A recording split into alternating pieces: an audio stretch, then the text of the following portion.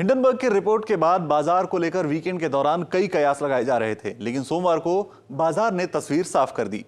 बाजार ने हिंडनबर्ग के रिपोर्ट्स को सिरे से नजरअंदाज कर दिया है। तमाम अटकलों से बेपरवाह बाजार अपनी रफ्तार में चला जा रहा है, लेकिन इन सब के बीच ये समझने की जरूरत है कि क्या हिंडनबर्ग रिपोर्ट से थोड़ा भी परेशान होने की जरूरत है, और इस वक्त बाजार में आपको क्या करना चाहिए, रिटेल इन्वेस्टर के लिए क्या स्ट्रेटजी होनी चाहिए। इन सारे मुद्दों पर बात करने के लिए मेरे साथ हैं पाइपर सरिता एडवाइजर्स के फाउंडर अभय अग्रवाल। अभय सर, बहुत स्वागत है आपका और बहुत शुक्रिया आज आपने समय दिया। सर, पहला सवाल मैं आपसे पूछना चाहता हूं, इस हिंडनबर्ग के रिपोर्ट पर, जो रिपोर्ट वीकेंड के दौरान आई है, इसको आप कैसे देखते हैं? इसमें जो चीजें लगाई जा रही हैं, जो आरोप लगाए जा रहे हैं सेबी चीफ के ऊपर, उस पर उन्होंने सफाई भी दे दी है और बहुत सिलसिलेवार तरीके से उन्होंने अपना रिप्लाई दिया है। इस आरोप को और इस रिपोर्ट को आप कैसे देखते हैं?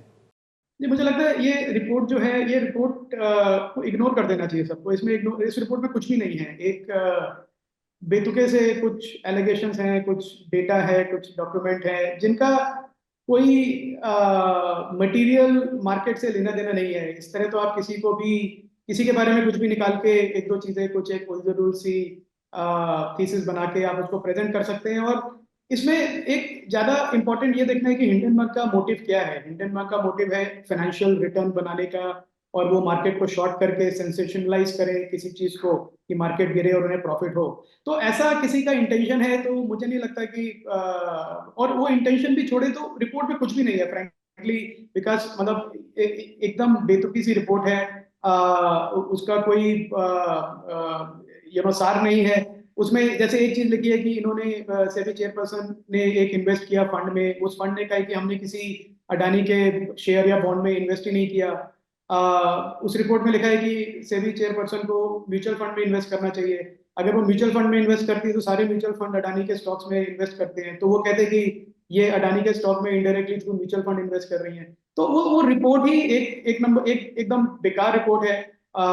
एक दो दिन में शायद भूल जाएंगे लोग। और पर एट द सेम टाइम मुझे लगता है कि इतनी क्रेडिबल पोजीशन है सेबी चेयरपर्सन की, किसी ने उनके ऊपर ऐसे एलिगेशंस लगाए हैं, आई एम श्योर वो अपना लीगल रिकोर्स जरूर लेंगी हिंडनबर्ग के अगेंस्ट, और लेना भी चाहिए।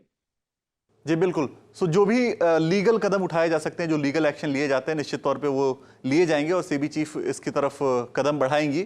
लेकिन इस वक्त सर एक सवाल जरूर लोगों के मन में है कि अगर कोई गिरावट आगे के दिनों में मिलती है, आज तो ऑफकोर्स मार्केट ने रिकवर करके तेजी दिखा दी, लेकिन अगले कुछ दिनों में अगर कोई गिरावट देखने को मिलती है तो क्या लोगों को बाय ऑन डिप्स की स्ट्रेटजी अपनानी चाहिए, या इस वक्त मार्केट की क्या स्ट्रेटजी होनी चाहिए, एक इन्वेस्टर की, एक रिटेल इन्वेस्टर की? जी, विकास देखिए, इस समय हम काफी रिसर्च करते हैं, हमारी रिसर्च टीम ग्राउंड लेवल पे। तो हम रेगुलरली जाके जो चैनल चेक्स करते हैं, तो हम ये आइडिया लेने की कोशिश करते हैं कि जो एक उपभोक्ता है, कंज्यूमर है, उसका क्या माइंडसेट है इस समय। और क्योंकि जो कॉर्पोरेट अर्निंग्स हैं विकास, वो ग्रो तभी होती है जब आपके पास एक अच्छा कस्टमर बेस है जो कंज्यूम कर रहा है। और पिछले कोविड के बाद से मैं कहूँगा वो कंजम्पशन का दौर काफी स्ट्रांग रहा है, जहाँ पे लोगों ने काफी खर्चा किया है पैसा, नई गाड़ियां खरीदने में, नए इलेक्ट्रॉनिक आइटम्स खरीदने में, मोबाइल फोन में, पेंट, टाइल्स, प्लाई, इन सब चीजों का कंजम्पशन काफी अच्छा रहा है कोविड के बाद से। पर अभी जो हमारे रिसेंट चैनल चेक्स हैं विकास, उसमें एक क्लियरली स्लो डाउन दिख रहा है। अब मुझे नहीं पता कि ये स्लो डाउन लॉन्ग टर्म है कि ये शॉर्ट टर्म है, क्योंकि क्या होता था कि फेस्टिव सीजन अभी आने वाला है, अक्टूबर से स्टार्ट हो जाएगा, सितंबर एंड से। तो जो चैनल्स हैं वो अभी से इन्वेंट्री बनाना शुरू कर देते थे। पर इस समय कोई इन्वेंट्री नहीं बढ़ रही है, कोई रिटेल या डिस्ट्रीब्यूटर पे कोई भी नहीं है जो अपने कंपनीज को बोल रहा है कि आप ज्यादा इन्वेंट्री भेजिए। बल्कि कमर्शियल व्हीकल साइड में इस समय 5 साल से सबसे ज्यादा इन्वेंट्री है, 72 दिन की, 72 डेज की इन्वेंट्री है अभी डीलर्स के पास। तो ऐसे इन्वायरमेंट में मुझे लगता है जो अर्निंग्स हैं वो स्लो डाउन होंगी, डोमेस्टिक कंजम्पशन स्ट्रांग नहीं रहेगा, तो उसकी वजह से अर्निंग्स जो है वो स्लो डाउन होंगी, और उसका इफेक्ट हमको 1 या 2 क्वार्टर के लैग से दिखेगा। तो अब ये मार्केट मुझे नहीं लगता कि एक बाय ऑन डिप्स मार्केट है, क्योंकि वैल्यूएशंस जो है सस्ती नहीं है, महंगी नहीं है पर सस्ती भी नहीं है। और जैसे मैं उम्मीद कर रहा था कि 15 से 20% अर्निंग्स ग्रोथ होगी, अब मुझे थोड़ा उस पर डाउट है, मुझे लगता है 15% से कम होगा। तो मुझे लगता है कि ये मार्केट थोड़ा साइडवेज करेक्शन में भी जा सकता है, या थोड़ा करेक्शन भी दिखा सकता है। पर जो इसके ट्रिगर हैं इसको ऊपर ले जाने के लिए, बेटर अर्निंग्स, वो मुझे अभी नहीं दिख रही है कहीं पे विकास। तो इसलिए मैं कहूंगा कि एग्रेसिव बेट्स ना लें इन्वेस्टर्स। अगर मार्केट करेक्ट हो तो इसका मतलब ये नहीं है कि वो इमीडिएटली रिकवर भी हो जाएगा।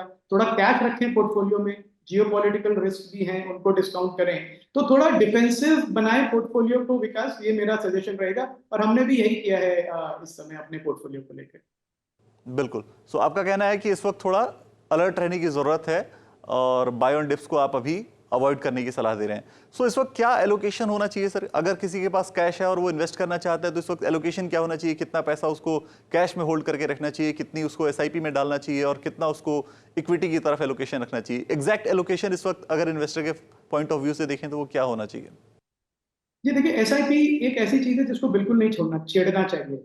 और बिल्कुल नहीं छेड़ना चाहिए इसका मतलब ये नहीं कि आप उसको बढ़ाते या कम करते रहें। इसका ये भी मतलब है कि आप एसआईपी को, कहाँ पे आपका पैसा जा रहा है उस फंड को चेंज ना करें। क्योंकि मैंने देखा है कि एसआईपी में भी लोग अपना जो अमाउंट है उसको थोड़े अग्रेसिव फंड्स में डाइवर्ट कर देते हैं, कि पीएसयू फंड में डाल दिया, डिफेंस फंड में डाल दिया। वो नहीं करना चाहिए। जो आपका एसआईपी चल रहा है लार्ज कैप डाइवर्सिफाइड फंड्स में, उसमें चलने दीजिए, वो आपको सबसे ज्यादा लॉन्ग टर्म में बेनिफिट देगा। तो एसआईपी को बिल्कुल टच ना करें। दूसरा, हमने जो किया है अपने पोर्टफोलियो में, अभी 20% कैश का एलोकेशन रखा है। पहले 5% रहता था, अब हमने उसको बढ़ा के 20% कर दिया है। और वो 20% इसलिए किया है कि हमें लगता है कि अगले 3 से 6 महीने में इतने अनसर्टेन इवेंट्स हैं कि हमको अच्छे स्टॉक्स खरीदने के लिए एक मौका मिलेगा। 80% हम इन्वेस्टेड हैं और उसमें भी हमारा आधे से ज्यादा लार्ज कैप स्टॉक्स में है, जहां पे वैल्यूएशन फेवरेबल है। तो एक सबसे बड़ा इंपॉर्टेंट चीज इन्वेस्टर्स को देखने की ये बात भी है कि जो कंपनी में वो इन्वेस्ट कर रहे हैं उसकी वैल्यूएशन क्या है। क्योंकि अगर मार्केट करेक्ट होगा शार्पली, तो जो कम वैल्यूड स्टॉक्स हैं जिनका पी मल्टीपल कम है वो इतना करेक्ट नहीं होंगे, पर जो जिनका लिक्विडिटी की वजह से काफी बड़ा है प्राइस, जैसे रेलवे, डिफेंस, पीएसयू स्टॉक, जो थीम ऑफ द मंथ है, रिन्यूएबल्स, पावर, वो मुझे लगता है एक ज्यादा रिस्क पे है करेक्शन की। तो वहां पे थोड़ा प्रॉफिट बुक करके या तो कैश में बैठे थोड़े समय के लिए, 3 महीने के लिए, जब तक यूएस इलेक्शंस नहीं हो जाते, या फिर अगर लेना ही है तो डिफेंसिव फंड या डिफेंसिव लार्ज कैप्स में रहें। ये ऐसी मेरी सलाह रहेगी विकास। अच्छा, जियोपॉलिटिकल टेंशंस पहले से चल रहे थे लेकिन इसके बीच में ये एक रिपोर्ट भी आ गई। अब रिटेल इन्वेस्टर को थोड़ी ज्यादा कंफ्यूजन हो गई है। उसको ऐसा लग रहा है कि इस वक्त हम क्या करें, मार्केट में इस वक्त हमें क्या करना चाहिए। अच्छा, पिछला वीक भी काफी उतार चढ़ाव भरा रहा, तो इस वक्त रिटेल इन्वेस्टर को मार्केट में क्या करना चाहिए? क्या उसको जो चढ़े हुए शेयर हैं उनमें थोड़ी प्रॉफिट बुकिंग करनी चाहिए, या इस वक्त भी उसको मार्केट में अभी जाकर इन्वेस्ट ही करना चाहिए अच्छे शेयरों को चुनकर? ये देखिए, ये बहुत अच्छा सवाल है आपका। और और ये अच्छा आपने पूछा, क्योंकि शायद किसी को लगे कि मैं बहुत नेगेटिव हूँ, पर देखिए, एज एन इन्वेस्टर मैं 30 साल से इन्वेस्ट कर रहा हूँ मार्केट्स में, और मैं 100% गारंटी के साथ कह सकता हूँ कि रियल वेल्थ स्टॉक इन्वेस्टिंग से तभी आती है जब आप एक लॉन्ग टर्म के इन्वेस्टर हैं, जब आप पोर्टफोलियो में ज्यादा छेड़छाड़ ना करें, जो आपने अच्छे स्टॉक चुने हैं उनको लेके रखें, 5 साल के लिए कम से कम एक इन्वेस्टमेंट का मूड बनाए, ज्यादा ट्रेडिंग ना करें, इन आउट ना करें।